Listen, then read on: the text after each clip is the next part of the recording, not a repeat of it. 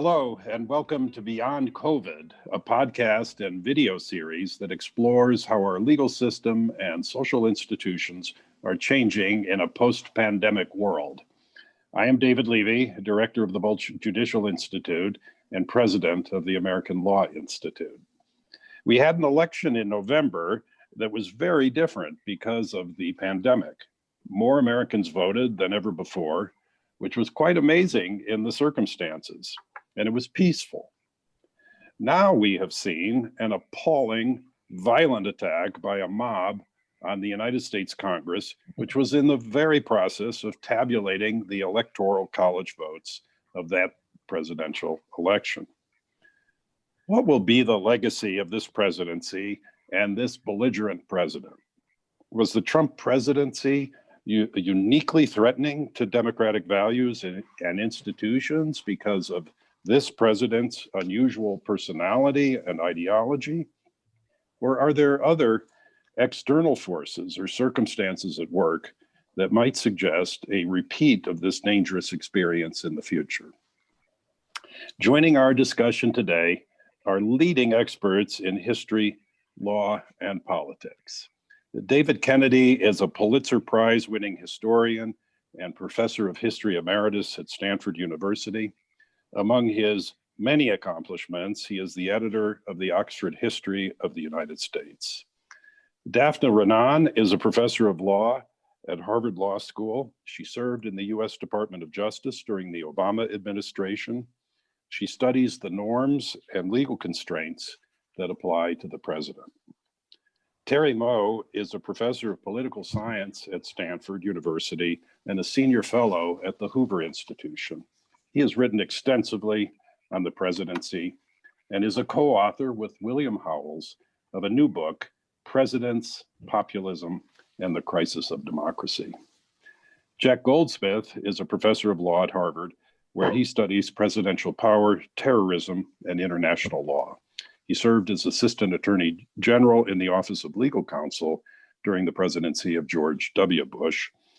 His latest book with Bob Bauer is titled After Trump, Reconstructing the Presidency. What a distinguished group you are, and how lucky we are to have you here today. Thank you so much for joining us. So perhaps we could start with the history. That's always a good place to start. Gives us some context. Sometimes it gives us comfort, sometimes not. But let's try to place President Trump in a historical context, and who better than David Kennedy? David, have we seen a president like this before? And what do you make of this presidency? Well, the short answer to the first part of your question is no. And the answer to the second part of your question is it's too early to tell. So look, I'm the historian on this roster, and just want to make clear that historians have a few operating premises. One is that everything has a history, including the institution of the American presidency. Second touchstone for all historians is that history is about change. So I'm going to try to, in the 10 minutes I have allotted, to take us through 2+ centuries of the institution of the presidency by laying down some framework in which the rest of the discussion can go forward. So, I guess if there's a thread that runs through all of my brief presentation, it has to do with directing your attention to the incommensurate pace and character of the evolutionary pathways of the institution of the presidency on the one hand, and all the ambient changes in society and the economy on the other. So let's start with some numbers. As of roughly 2 weeks from now, there will have been 46 presidencies. Joe Biden will be number 46. Only 45 presidents, due to the peculiar way we count the two non-contiguous or non-sequential presidencies of Grover Cleveland. All but 3 presidents, all but 3, have been white Protestant males. Only 17, barely 1/3, have been reelected to a second term, which on the face of it suggests something about the instability of our political system. 5 presidents have been elected without popular majorities, or I should say more technically, where the popular vote and the electoral college vote were not congruent. But of all those numbers that we, through the prism of which we might think about the presidency, there's one number that is the most important, and that is the number one. One. Because the president is the single national elected official whose constituency is the nation at large. I'm treating president and vice president here as a single unit just for purposes of simplicity. But all the other elected officials in Washington, D.C., the 435 in the House, the 100 in the Senate, are elected by local constituencies and have local responsibilities and obligations. But the presidency is the institutional place where responsibility for the country as a whole, the nation as a whole, is invested. And precisely for that reason, the institution of the presidency, from the moment of its conception in the Philadelphia Constitutional Convention of 1787, has been controversial. A modern day quipster summed up some of that controversy. Theodore White, famous journalist who wrote those several volumes on various presidential races, beginning with the Kennedy-Nixon race in 1960.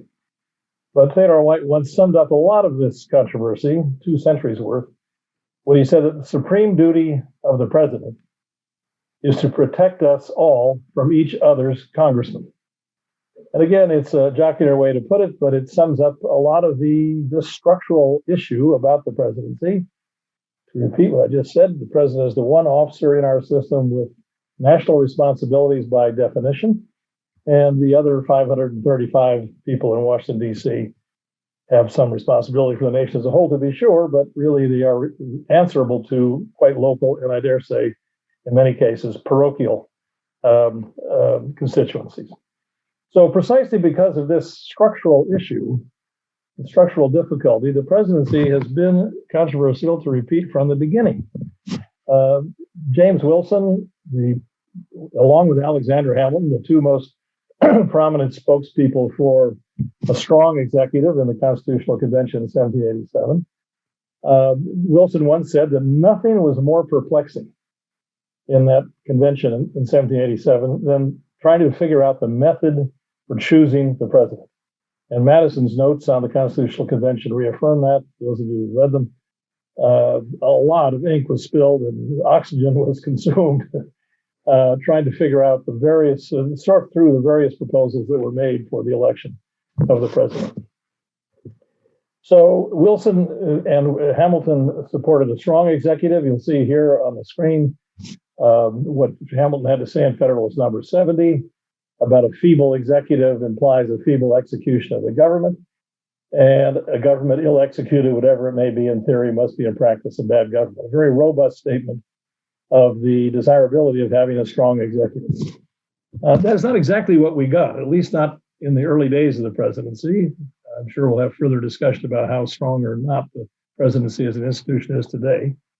But here's another clue, to go back to some further numbers, about what our founders, what the framers thought about the relationship of the legislative and the executive branches. Article 1, notice as sequence, is the first article of the Constitution, deals with the legislature. It has 51 paragraphs. Article 2 addresses the executive. Again, note its placement. It comes after the discussion of the legislature. It has 13 paragraphs. And just on the face of it, the disparity in those numbers, I think, gives us some clue as to how agonized and, in the end, poorly resolved were the discussions at that Constitutional Convention about the relationship of the legislature to the executive. And again, if we go back to the matter I just mentioned about how Wilson remarked about nothing was more puzzling to them than how to figure out the election of the president. Nominations for the presidency for the first 4 decades or so of the young republic's existence, down into the 1830s, nominations for the presidency were made by congressional caucuses. So it was some version, at least for the first few decades, of a parliamentary system where the president was thought to be, to a degree that we now find a little archaic and strange, but to some degree, a creature of the legislature. It all changed in the 1830s.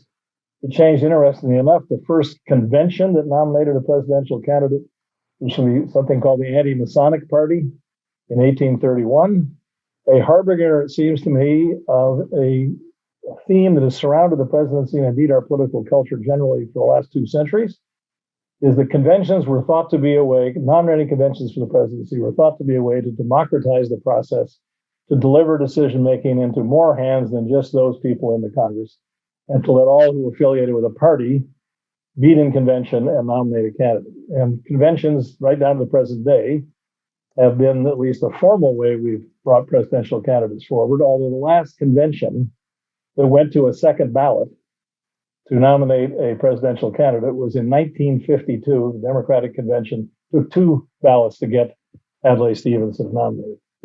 So again, I'm getting ahead of the story, and I'm sure I'll have more time to discuss it, but conventions have long since outlived whatever political function or utility they had in our political system.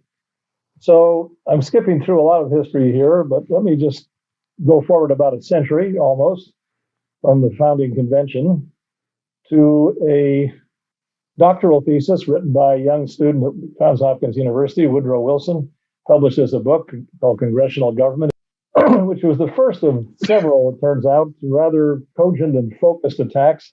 I think Terry Moe's work in some ways is a recapitulation of a lot of the arguments that Wilson made, updated for our own time.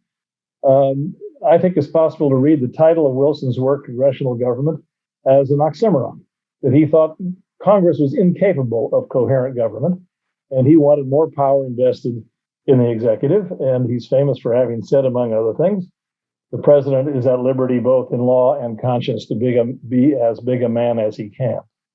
And again, I'm using this as a kind of capsule reference for a whole body of criticism and literature and political practice that emerged in Woodrow Wilson's time, which was directed toward strengthening the executive as distinguished from the Congress as a potent force in our governmental system. So in a couple of minutes I have left, I just want to very quickly go through some big changes, all of which have their origin in the so-called progressive period, the 2 decades or so, the first 2 decades or so of the 20th century. And just for purposes of keeping it all in mind, I'm going to organize these as 3 Ps, 3 changes, each of which begins with the letter P. They have to do with programs and publicity and primaries. So what do I mean by programs? It's really only with Theodore Roosevelt's bringing forward this platform called the Square Deal, when he ran on the Progressive Party ticket in 1912, we can take that as the point of origin where modern presidents become the voices and the voices for coherent policy programs and the vessels into which hopes are poured for the actual accomplishment of those programs. That kind of coherent political program campaigning and promising in the 19th century was relatively absent, but it becomes a standard feature of politics in the 20th century and 21st century. So we get the Square Deal from Theodore Roosevelt, the New Deal in the 1930s, the Fair Deal in the 1940s. Some would say today we get the Ordeal. But the point is simply that we see in the early 20th century the beginnings of something that's been with us ever since, where the presidency becomes the focus of all kinds of political aspirations for coherent across-the-board policy making to a degree that was not true in the 19th century. Second, publicity. And here there's again a thread that tracks the evolution of technology. Wilson was famous for using publicity to mobilize public opinion, to end run or overrun congressional opinion to pass that famous set of progressive reforms that he did in his first administration. And that was facilitated, of course, by the emergence of mass circulation newspapers like those of William Randolph Hearst and Joseph Pulitzer. The next technology to come along was radio. And of course, Franklin Roosevelt is the person who mastered the radio as an instrument of political communication and mobilization of public opinion, superseded by television, of course, and John F. Kennedy renders obsolete, essentially, press conferences as a method of informing print journalists how to communicate with the public by televising the press conferences. So who needed to read the morning newspaper or look at the evening news if they'd seen it live on television already? So we see the progressive obsolescence of various ways of political communication. And then, of course, in our own time, we have the absolutely exponential explosion of instruments of communication thanks to social media in the fragmentation of the mainstream media. So the combination of the presidency has evolved as the place where we invest our major political hopes. And yet, at the same time, we have disintermediated a lot of the ways that the president communicates with the public at large through the evolution of various technologies. And I'll add the third P now, primaries. The first binding presidential primary, I believe, was held in Oregon in 1910. And for the next 50, 60 years or so, maybe another dozen states got into the primary election business. But beginning in the 1970s, now virtually every state has a primary or a caucus nominating system, which has further democratized the presidency and moved it in a plebiscitarian direction, as James Wilson and Alexander Hamilton dreamt about 2.5 centuries ago.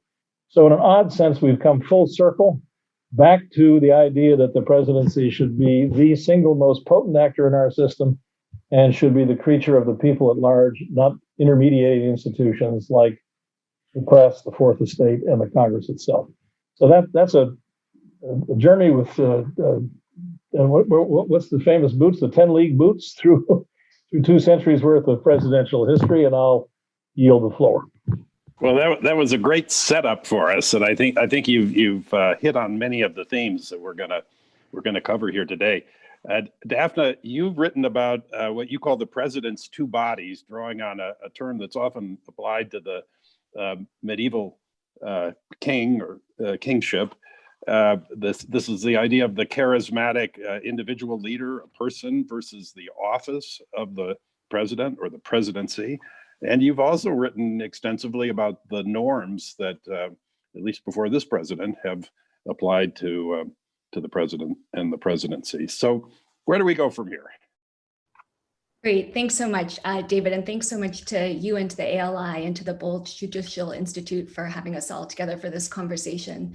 So I thought I'd follow up initially on David's historical context and offer some conceptual context for the constitutional office of the presidency, and then get at your question about this particular president in our current moment.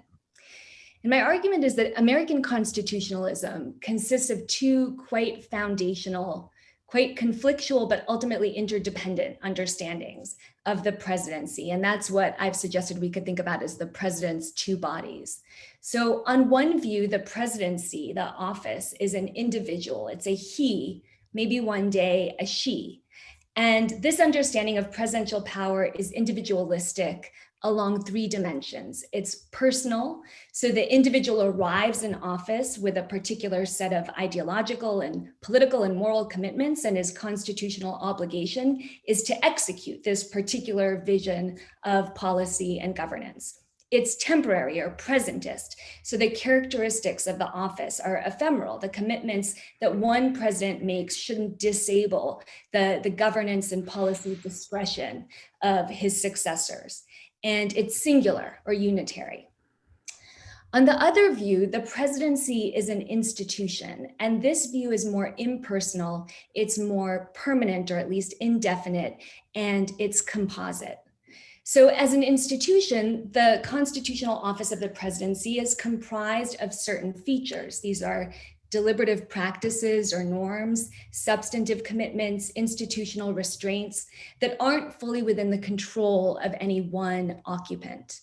And this also means that the characteristics of the office are more stable and continuous.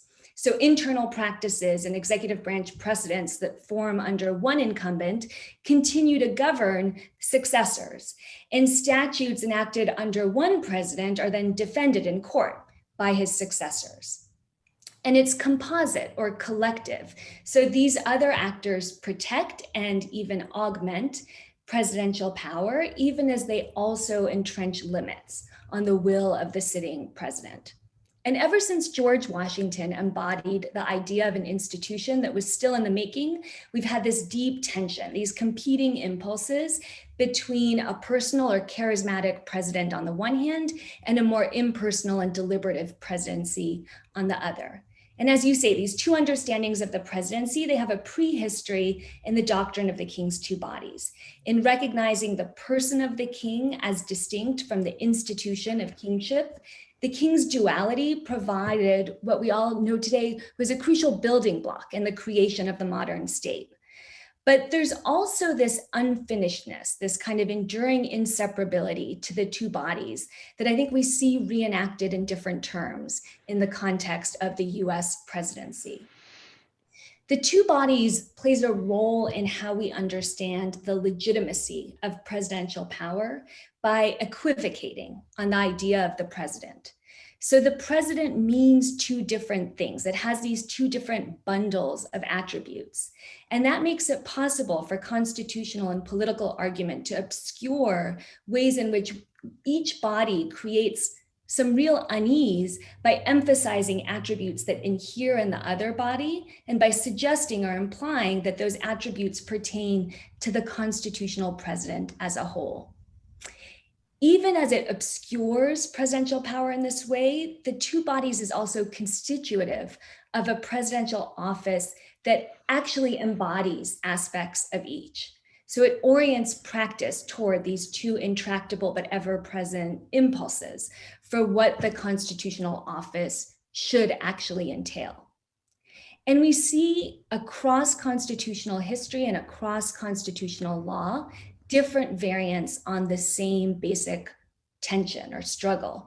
So a key debate at the Constitutional Convention is how do we construct an office that creates some space for individual responsibility and personal judgment while resisting self-dealing or the corruption of public power. And this tension recurs in a different form for progressive thinker reformers in the debates about how do we structure the executive office of the president. On the one hand, to facilitate policy leadership through the person without making the office too contingent on any one man's whim or fancies. And we see it throughout our public law doctrine. So even within the same case, the court's separate opinions are often proceeding from what are incommensurable and often unarticulated starting points relating to the individual president and the institutional presidency. Now, my argument is that there's no final answer between these two bodies. Public law theory can't somehow solve or move beyond the president's duality, but it can make it central.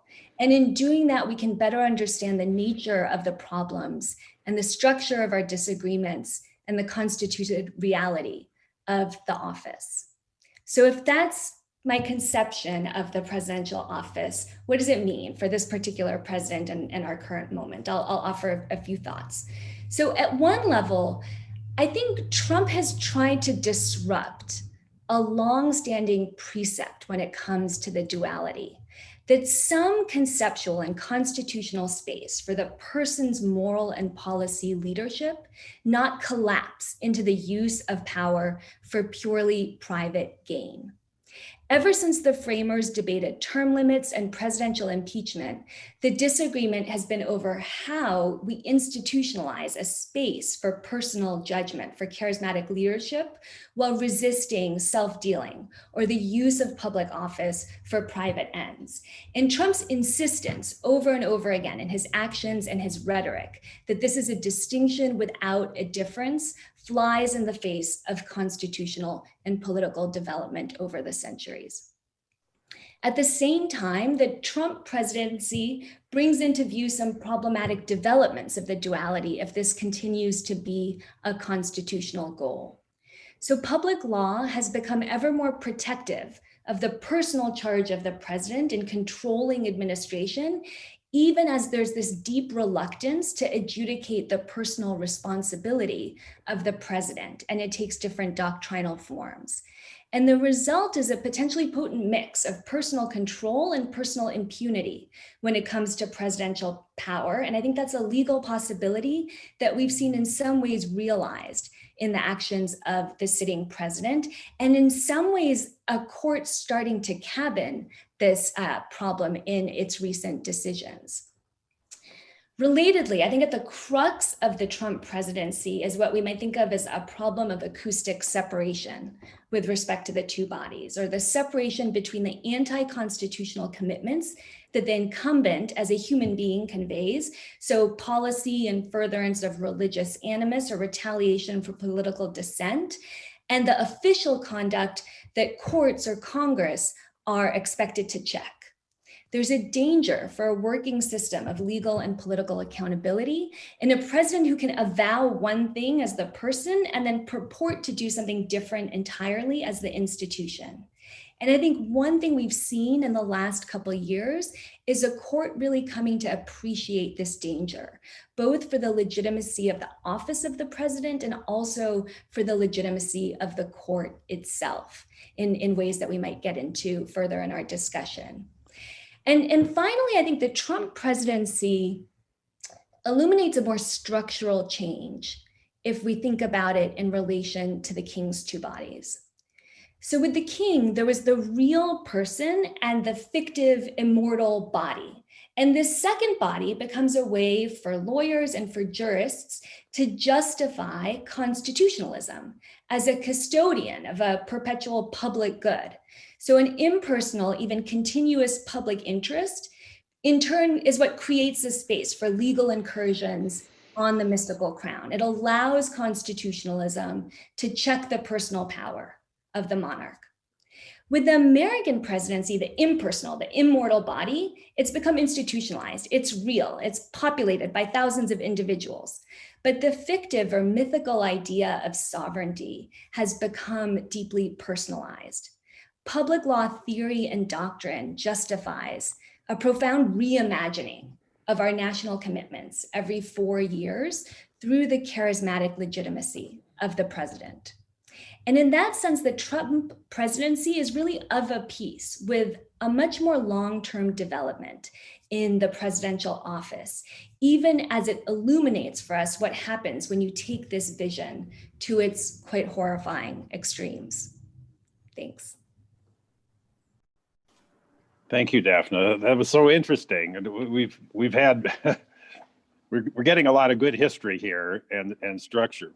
Terry, you've written a new book with William Howells on the presidency and populism, and you've written about a tension that both Daphna and David have talked about, which is how to have an effective president, programmatic and addressing the problems of the nation on the one hand, without having a president that's going to destroy the democracy on the other hand, that we might fear would have so much power that's a possibility.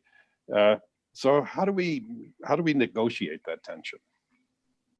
Okay, so let me sort of build up to that. And I should emphasize that as I talk here, I'm going to be channeling some of the basic ideas that William and I set out in our book.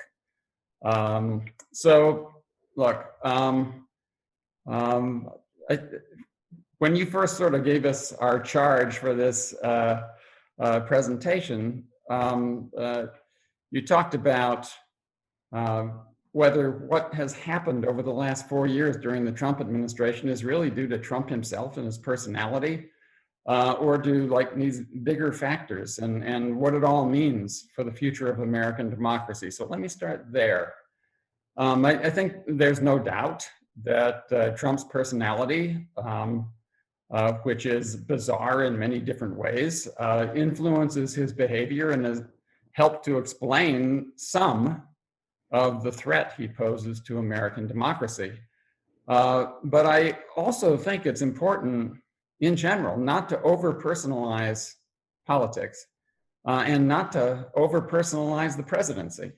It's a natural thing to do. There's only one president, there's this one person, and it's natural to think that this person's unique characteristics are going to have a big effect on what that person does as president.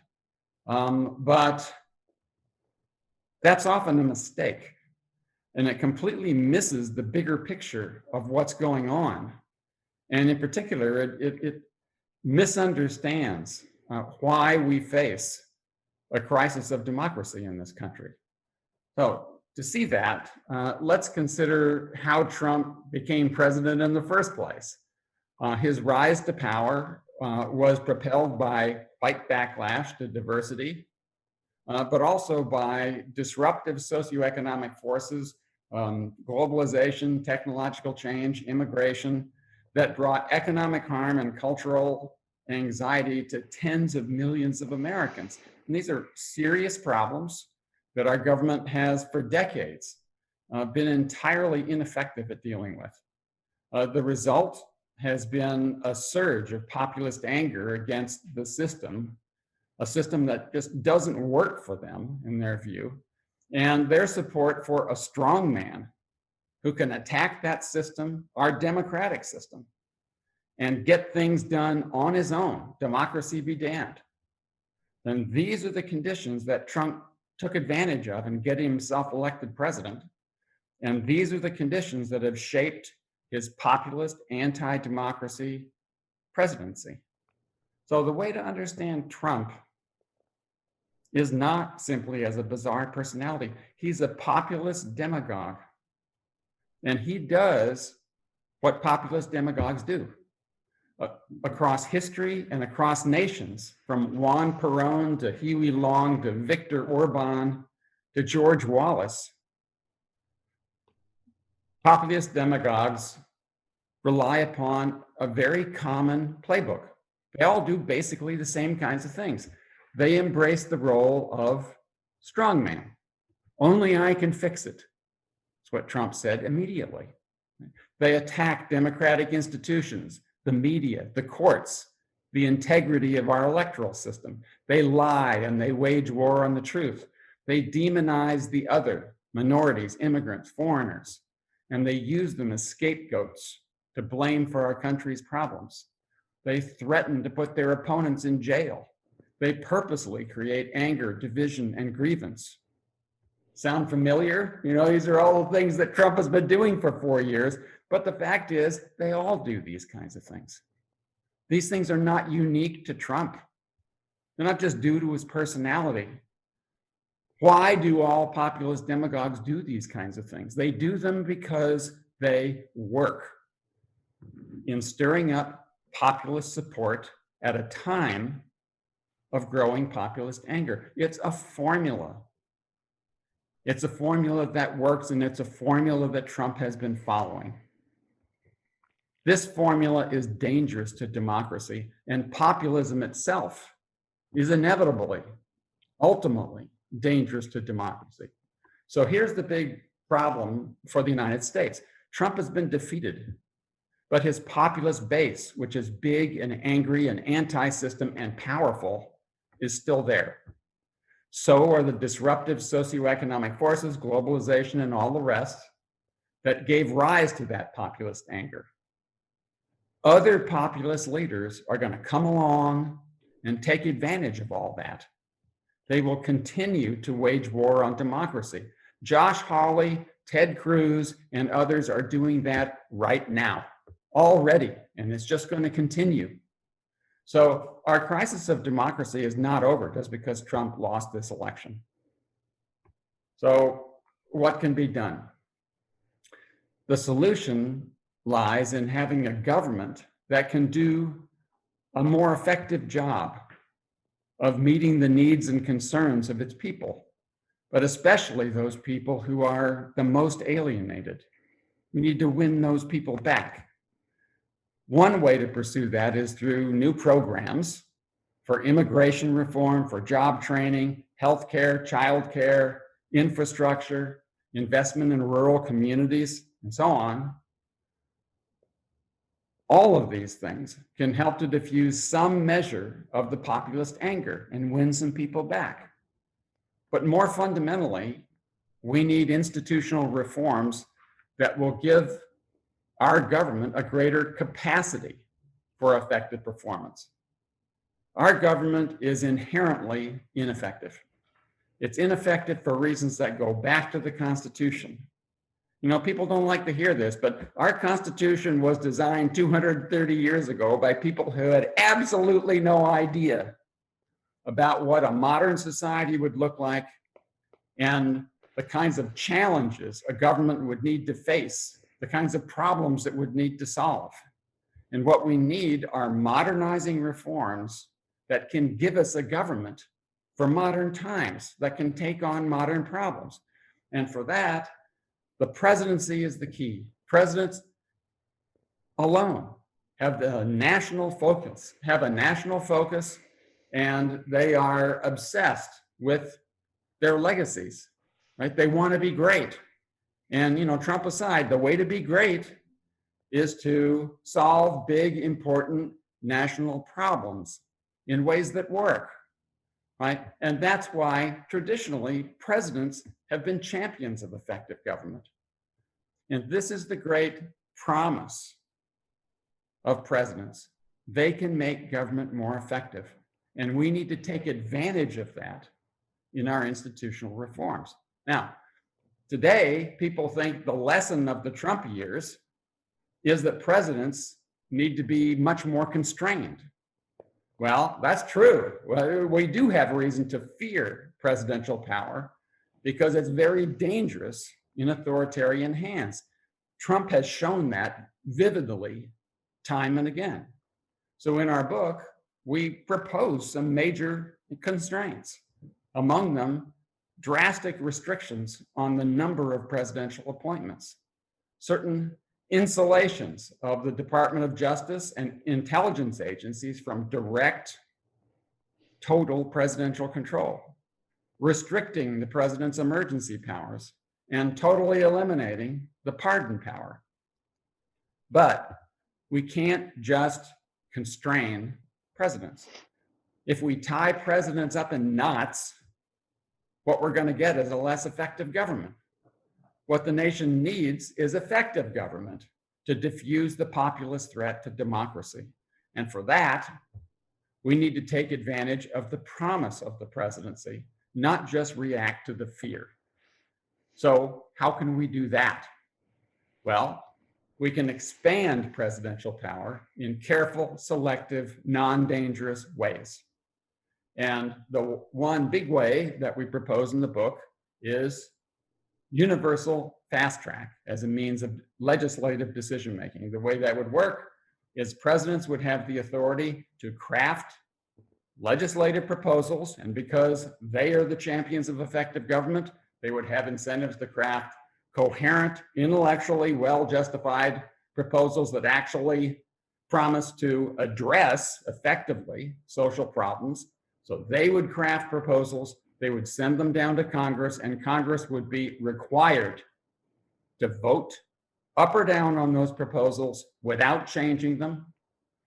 And they would be required to vote in a majoritarian fashion in a set period of time, say 90 days. This would really streamline the legislative process. It would make legislation much more central to our government. Congress could still have the authority to pass its own legislation, which the president could veto if he wanted to.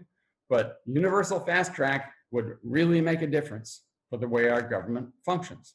Now, politically, what the defenders of democracy need to do then, new programs, new reforms, will be very difficult, let's face it. The biggest obstacle is the Republican Party, which will be dedicated to blocking all these things. It's got to be the Democrats that do it. And we don't say that out of partisanship. This is just reality. So, and what the Democrats need are big majorities in the House and the Senate, and Biden doesn't have that. But there isn't any substitute for trying to move in this direction. Populism and the socioeconomic sources of populist anti-system anger are the key challenges of our time. They really are. And they need to be diffused if our democracy is going to survive. So that, in our view, is the bigger picture. And Trump's personality, bizarre and perverse though it is, tells us almost nothing about all that and hides the fundamental forces that are really driving America's crisis of democracy. This crisis isn't first and foremost about Donald Trump. It's about populism and about populism's threat to democracy. Thank you, Terry. That was very powerfully stated.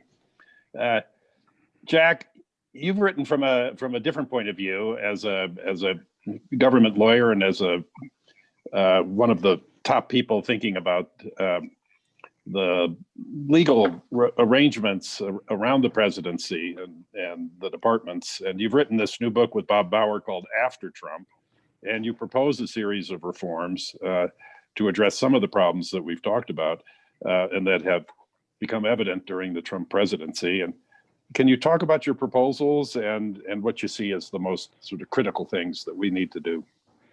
Sure. Thank you very much, David, for having me on. I'm honored to be in this great group. So I want to start off by agreeing with most of what Terry said because we share most of his premises. We do and say that Trump is a classic populist demagogue, and he evinces all of the classic characteristics of a populist demagogue. I would disagree a little bit about. I do think Trump has some unique personality traits that go along with his demagoguery that have been consequential. But I fundamentally agree that Trump is a classic demagogue and he's evinced that behavior. And it's been a shock to the system because the system, for some of the reasons Terry talked about and some of the reasons I'll talk about, was not prepared for that. I also agree. We also agree with Terry that there's a danger of over-constraining the presidency, and we're very much not in favor of fundamentally weakening the presidency. For related reasons to what Terry said, we believe that it's the president and the presidency and modern separation of powers is the engine. We agree here with Schlesinger, is the engine to make separation of powers work, and that the fundamental problems that populism present is going to require strong presidential leadership, or is going to only be fixed with strong presidential leadership. So we have a different focus. Our focus is on not on. We accept that populism is going to be with us. We don't propose ways to fix the populist problem as Terry does. We assume for purposes of our argument that there are going to be populist presidents potentially as far as the eye can see, or at least populist pressures on the presidency. Could be right, it could be left, it's not clear which way that will shake out. And we ask ourselves, given that, what can be done to fix some of the abuses and check some of the abuses that populist presidencies present to our government. Now, I think it's important to be clear on the type of challenges Trump presented to presidential accountability and sort of the rule of law. Trump did not commit the abuses of his predecessors. Unlike President Obama, he wasn't engaged in super aggressive exercises of administrative power with imaginative theories about the Take Care Clause, about why he could regulate more aggressively in the face of congressional recalcitrance. Trump did a little bit of that, but not as much as Obama. He was not as aggressive in terms of war powers innovation as his two predecessors, Bush and Obama. He did not engage in commander-in-chief override of statutes, a very aggressive use of constitutional power, the way George W. Bush did. And in general, in many respects, Trump was actually quite incompetent at exercising the powers of the presidency and quite weak in exercising some powers of the presidency. What Trump did in terms of what Trump was, his characteristic abuses were abuses of lawful power that violated norms, by which I mean non-legal constraints on the presidency. The famous 1970s reforms of the presidency following Watergate and the Church Commission and the Vietnam War, the cluster of reforms there, they did lots of legal reforms, but a lot of the reforms of the presidency were norm-based. And in other words, not by law, not in terms of legal restrictions, but by non-legal restrictions that work through informal social sanctions.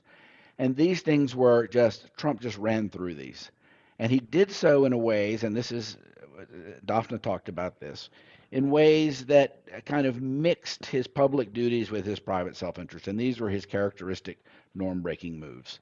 So not disclosing his taxes or finances, mixing his business with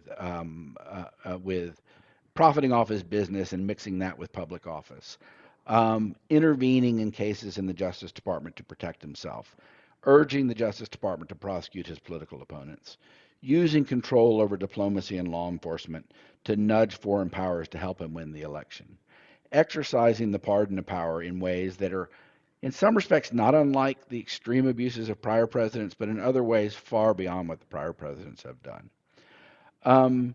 And these are all things that really, frankly, were underregulated and have been underregulated because, and as a scholar of the presidency for the past 25 years, one of the things I've learned from the Trump presidency is just how much, we kind of knew this, but he's really called into stark relief just how much norms and assumptions about the general reasonableness of a president were kind of assumptions for the system we had in place. So one might think that all of these abuses Trump committed will just simply, we don't have to worry about it once he's gone. I don't think Joe Biden is going to present these problems at all, and to the extent he does a little bit, it won't be to nearly the same degree, perhaps on DOJ independence norms and things like that. All presidents tend to skirt that a little bit. But we don't assume, but we don't think that it's an assumption. We don't think that this is a problem that shouldn't be fixed. It's not a problem that's just going to snap back. We don't think that we can rely on the norm snapping back. So the book presents a series of reforms, dozens of them, and we get into the details, and I'm not going to get into the details here. But the reforms take basically two forms. One is making statutory reforms to regulate things that used to be regulated by norms, but that can be regulated by statute, by legal restrictions, enforceable legal restrictions. So, for example, we believe that tax disclosure can be mandated. Every president has complied with the norm of tax disclosure and candidates for 50 years. We believe that that can be constitutionally mandated. Same with conflict of interest rules. Presidents have complied with the conflict of interest rules as a matter of course, even though they weren't required. We think that can be made into, can and should be made into a statutory restriction. We think that the rules on foreign interference in elections need to be, there are many loopholes that need to be tightened up there. We had 2 elections in a row where that was a problem. And as the Mueller report showed, that the law is full of loopholes. The pardon power can be, in its extreme cases, regulated, at least as to the extent it's being used for bribery and obstruction of justice. We think that should be done. And the one set of reforms are statutory reforms, and all of the reforms I just mentioned are reforms that, in theory, have bipartisan support. I mean, these were basically norms that have been supported in a bipartisan way for 50 years. So they're at least conceivable. It's at least conceivable that we could see statutes on these matters, and there's actually interest in Congress, mostly on the Democratic side, for this. The second set of reforms are internal to the executive branch. One challenge of the executive branch is that you can't, it's hard with regard to some matters to statutorily regulate the presidency because the Constitution gives the president control over these matters. So most issues related to DOJ independence, special counsels, non-politicization of law enforcement, we propose a series of reforms to strengthen the norms there. So we agree with Terry's premises. We have a completely different focus. I'm actually skeptical, or at least I don't think I have the capacity to see how we're going to bring about the changes that Terry contemplates, precisely because we're in this populist moment, so it's hard to see how we get through it. But there are quick changes in American historical life, and it's conceivable. I'll just end by on an optimistic and a pessimistic note. The optimistic note is I just want to emphasize that there's been a lot of skepticism about the operation of norms and about how legal constraints can constrain the presidency. We're really interested in constraining the president, but also his subordinates through whom he has to carry out these actions. And I just want to say that these norms have operated with much more consequence than people have realized. And all you have to do, I'll just give this one example, is to read volume 2 of the Mueller report, where Trump was trying to get all of his senior subordinates to basically fire Mueller, stop Mueller, get Sessions to unrecuse and the like. One after the other, just refused to do so through a combination of norms and legal constraints, obstruction of justice statutes. So in that and other contexts, norms are much more consequential and can be made more consequential than we realize. The pessimistic conclusion is, and we don't have any illusions about this in the book, at some point the law runs out. if Trump had in 2017 surrounded himself with the lawyers he surrounded himself with now, he could have, and if he were a more clever president, which he wasn't, and if he were more sophisticated in wielding executive power and not so self-defeating, he could have been much, much, much more destructive. And so at some point, law is not going to prevent a more clever president from getting more compliant, who is elected on a populist platform and who has the support of a large chunk of the country who insists on these populist mandates. At some point, the law is going to run out. And so we have no illusions that law can ultimately fix this problem. I agree with Terry that ultimately there are larger structural things that need to be done to get the right kind of president exercising the right kind of powers in office. That's not our focus, and I have to say I'm unfortunately, very pessimistic about that project. Thank you. Thank you all. That was really interesting, and you have different takes on the issue that we're facing, although there are a lot of points of overlap. I think what I might do is ask you as a group to address three things I think that we haven't really talked about yet, and then give you a little bit of time at the end, each one of you, to say anything that's on your mind that may have been prompted by the discussion. So I'm thinking of three things. First, we haven't said much about the political parties, and that's David, you've said something about them, but traditionally that's been a really important part of our governance system, and it's been one of the ways in which disparate peoples under one banner have kind of come together.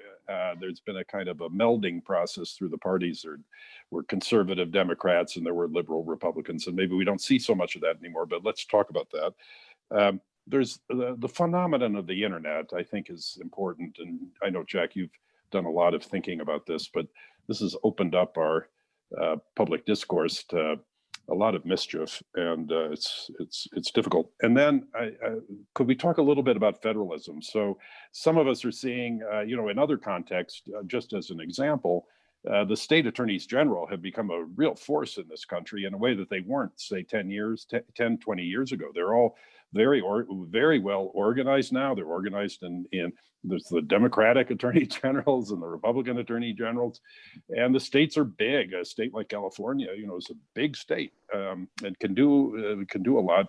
And I'm just wondering, and Terry might want to address this a little bit. I mean, if we can't have super effective government at the federal level, at the national level, maybe we can have it more at the state level. Is that a possibility? At least I think some people think that's part of our tradition. So why don't we start with political parties? What's happened here, and why aren't they helping us more deal with some of the problems of effective government and bad presidents? Who wants it? Well, David, I'll take the cue just by way of dilating a bit on something I said earlier about the role of primaries.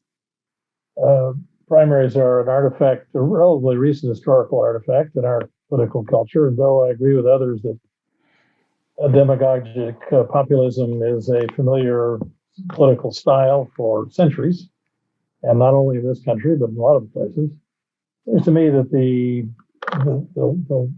deterioration of the intermediating role of political parties as players in our political discourse and practice is a relatively recent development, and it has to do with this spasm of shifting from party nominations to primaries as a way of nominating political candidates that really dates to the 1970s.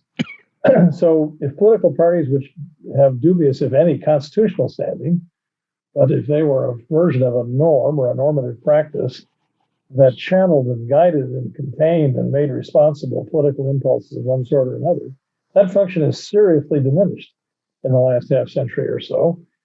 And though Terry said it's heretical to cast any aspersions whatsoever on the founders, even though they were 200 and some odd years back and couldn't envision the society we live in, it's even more heretical to say what I'm about to say. The primaries defended in the name of direct democracy may be an illustration of the fact that there is such a thing as too much democracy. And it makes for more volatility and passion in the system and makes governance all that more difficult. Yeah, I'd like to say something too, just about the Republican Party. Again, this is not a partisan statement. The Republican Party has become a threat to democracy. It goes back to Newt Gingrich, who really sort of got the Republicans off on this path of demonizing their opponents and saying that politics is war, right? All's fair in love and war. No kidding. And along the way, this was in the midst of the Southern realignment, where the South became Republican.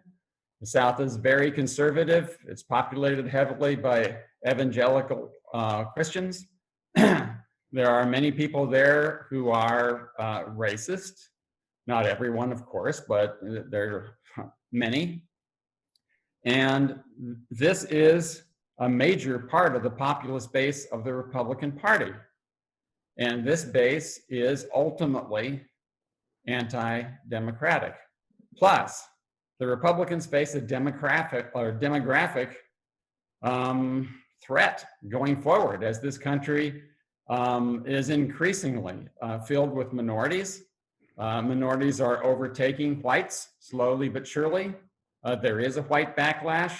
This backlash is occurring within the Republican Party. The Republican Party has electoral incentives to suppress the vote, and that's what they're doing very aggressively with voter ID laws, purging the voter registration rolls, trying to do away with early voting, trying to do away with mail voting, all this stuff. You wait, in the next several years, they're going to be very aggressive about that, following upon this stolen election narrative, which is completely false.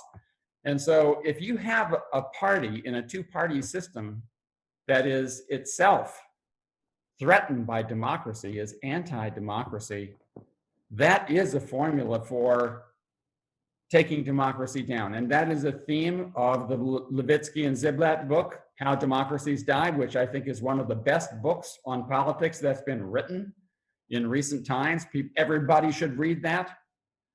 And what's happened to the Republican Party is a really unfortunate thing for the whole country. It's a terrible thing for this party, which has such a proud tradition. They've destroyed conservatism, and they've destroyed the Republican Party and turned it into something that's actually dangerous. You know, speaking of the rhetoric, you know, I don't think she would mind me saying this. I recall once that Justice O'Connor told me that the court had a meeting with some members of Congress, some of the leadership, and this is going back now some years when she was still on the court, and they were attempting to, you know, have a discussion, because the branches obviously need to work together and to understand one another. They're not only constantly pushing back on one another, they're also intended to collaborate to some degree while maintaining their independence. And at a luncheon at the court, she said that Tom DeLay, who was then, I think, the speaker, or very high up in the leadership of the Congress, he leaned over the table and he said to her, "Justice O'Connor, you don't understand. You and I are enemies." And she said to me, "David, can you even imagine that he thinks that we are enemies?" So I think that does illustrate your point, and that rhetoric is really frightening. Let's talk about the internet a little bit, because the two things are related. You know, the internet provides a space for people to anonymously, and sometimes maybe it's a robot, it's somebody from, or it's not even a person, and they say just the worst things. If all of us probably have an internet presence, and I think we've trained ourselves never to look at the comments, because it's just like dealing with road rage or something of that sort. Jack, you're an expert on this. I mean, is the internet part of this picture, or is it just sort of again kind of a symptom? I think it's more than a symptom. I think it's accelerated and exaggerated all of the tendencies we're talking about, for a whole bunch of reasons. It allows the population to separate itself into like-minded bubbles. I think it's the rise of the internet and social media, and the ability to organize what my colleague Cass Sunstein 20 years ago called the daily me, which you get things you like and you exclude things you don't like, really permits citizens to create alternate realities that I think is at least related to this kind of basic cleavage in this country about what the facts are.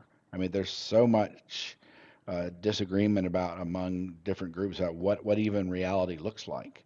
That, of course, feeds in. It also exacerbates the kind of, it allows for churning this idea of the evilness of the other. It lets in, or it fosters or enhances all of the worst aspects of human nature. You talk about anonymous comments that allows people with no voice to think that they're participating, and a lot of them do so in ways that are very destructive. It allows for injurious speech, and because people can gang up on others in ways that we used to not be able to do. For these and other reasons, I just have no doubt that the nature of speech these days has exacerbated all these problems. It's hard to know what's cause and effect, but it's definitely been an accelerant. I wanted to add one note on the internet. So I agree completely with Jack's diagnosis. And one other thing that I would add is that the internet is also really driving a personalization of presidential power. So in some ways, the president no longer needs the institutional apparatus of the presidency to communicate and to create a lot of, at a minimum, confusion about what is official conduct. When is it official conduct when the president speaks through Twitter? And that creates, I think, a host of problems for both political and legal accountability as well. Yeah, I also wanted to point out that, so Jack is at Harvard, and you may know these guys. There are three guys at Harvard, Benkler, Ferris, and Roberts, who have produced what I think is the single best book on the political impact of the internet, called Network Propaganda. It's recent. It's based upon this gigantic study of millions of stories, literally, and a sophisticated analysis of them. And what they show is that the media ecology really consists of two parts. It's not symmetric. It's not like misinformation and propaganda comes from both sides. It comes from the right. There's a right-wing propaganda network with Fox News at the center. And then there's everything else, including the Wall Street Journal. And the everything else is governed by professional norms of truth, right? And verification and sanctions for people who say things that aren't true. Whereas the right-wing propaganda network is not. They spew out misinformation and propagate it. And the result is that there's a disproportionate impact on people on the right who are siloed. Many of these people are just watching Fox News, and that message, however untrue, just gets pounded home, and you have tens of millions of people who believe these things. And that's exactly what's happened during this election, with this election fraud narrative, which is entirely untrue.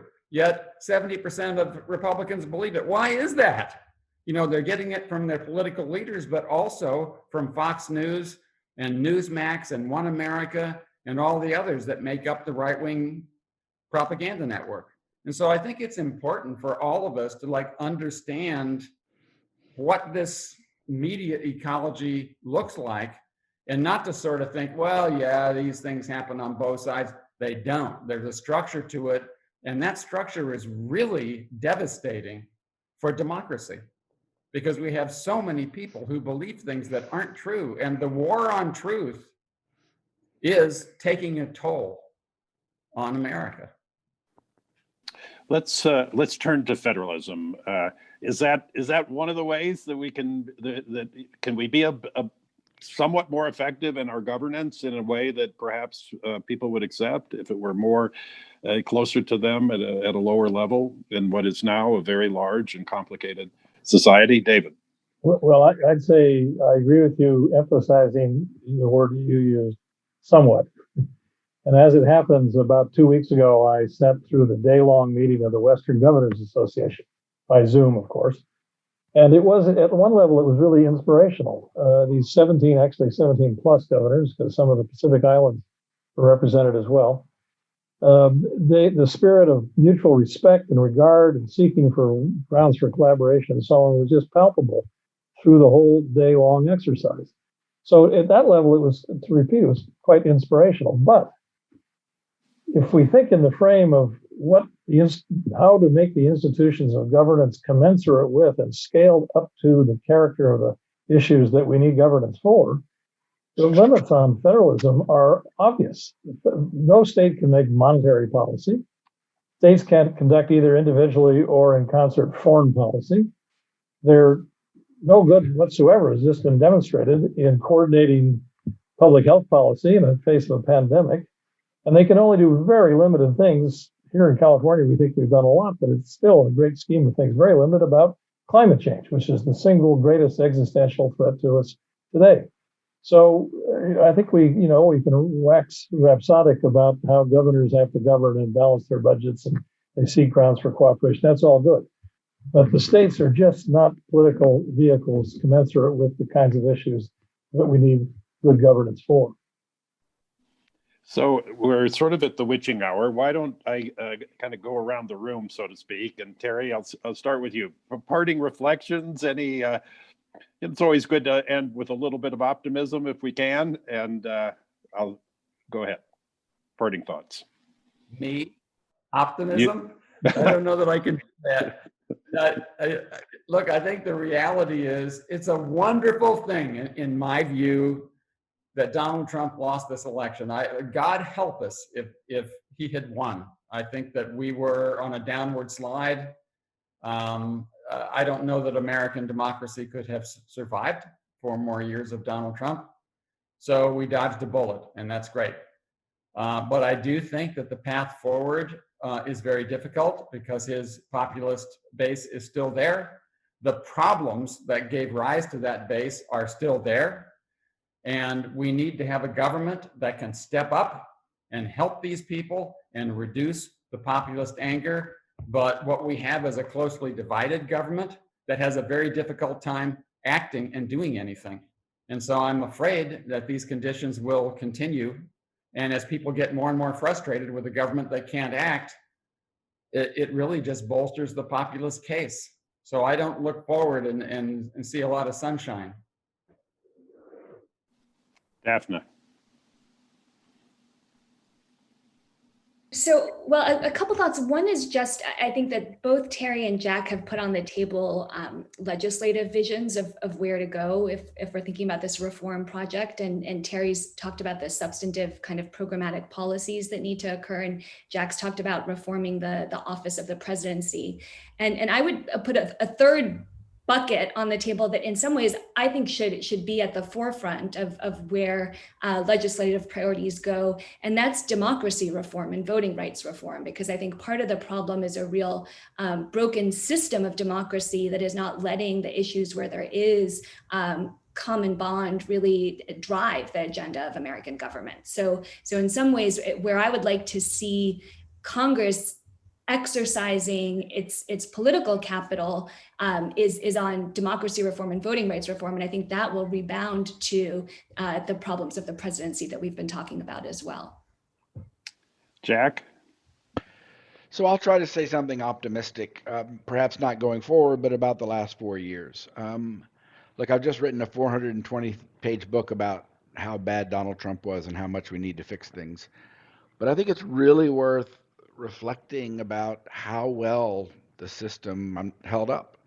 And I'm not saying it operated perfectly, and I'm not saying Trump didn't do enormous damage, but just think about the assault on the electoral system leading up to the election, and especially since the election. Think about the President of the United States using every coercive tool at his disposal to effectively try to break the law and steal the election. Think about the institutions, the independent courts, and think about and people in the states, including Republicans, who withstood the pressure. It really is a remarkable thing that the institutions worked as well as they did. It's also remarkable, in my view, that Trump didn't cause much more damage, that he wasn't able to prosecute his opponents, that he wasn't able to shut down Mueller, and a whole bunch of other things that he tried to do and he couldn't do because the institutions, even though, again, he did great damage, they still held.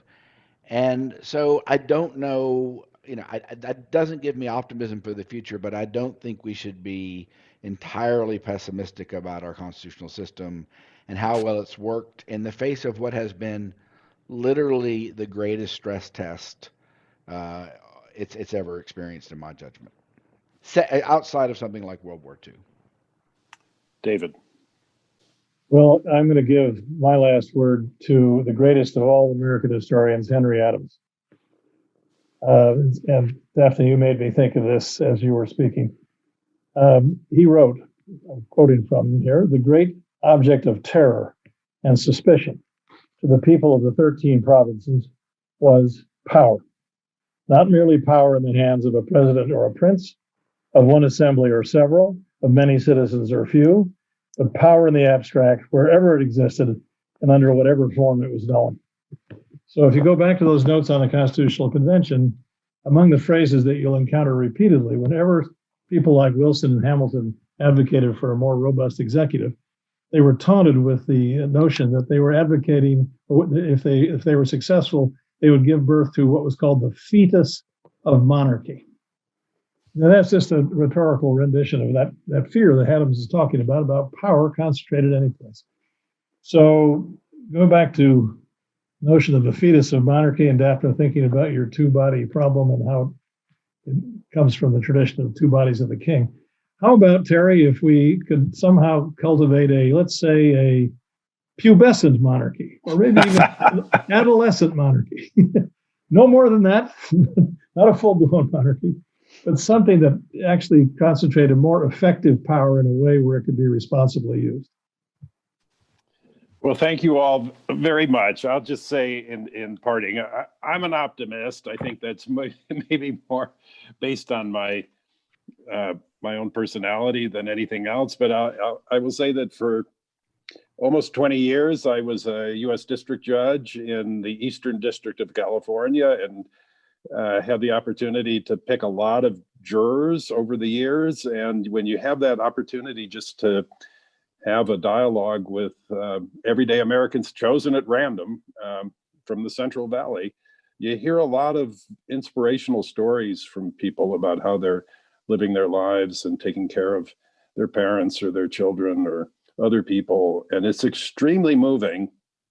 And you get a sense of a society that has a huge amount of deep patriotism and love of country. And I just don't think Americans want to see this democracy destroyed. So whatever it takes to preserve it and protect it and make it better, I think that's what the American people want. I'll be very surprised and very disappointed and maybe very dead, so that I won't be here to see the rest of the story, but I think it's going to be a good one.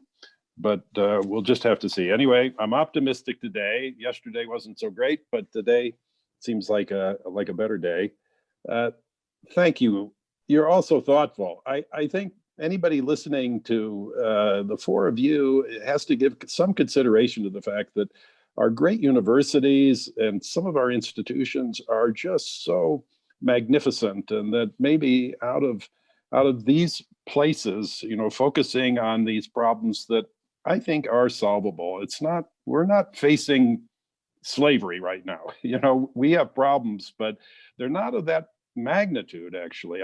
And some of them are fairly low-hanging fruit, at least from my point of view. I think we can fix them.